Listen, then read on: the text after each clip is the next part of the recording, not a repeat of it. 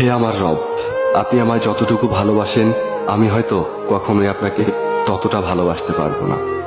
তবে যতটুকু ভালোবাসি ততটুকুর বিনিময় না হয় আপনি আমাকে ক্ষমা করে দিন। আমি তো অতি সাধারণ আপনার ভালোবাসার কাছে, আপনার ক্ষমার কাছে, আপনার দয়ার কাছে। আমাকে একটু দয়া করুন। আমি জান্নাত চাই না, আমি আপনার নৈকট্য চাই, আমি আপনাকে চাই। আমি আপনাকে এমনভাবে ভালোবাসতে চাই যেভাবে ভালোবাসলে আপনি আমার উপর সন্তুষ্ট হয়ে যাবেন। আমি জানি আপনার রহমত ব্যতীত আপনাকে পরিপূর্ণ ভালোবাসা সম্ভব নয়।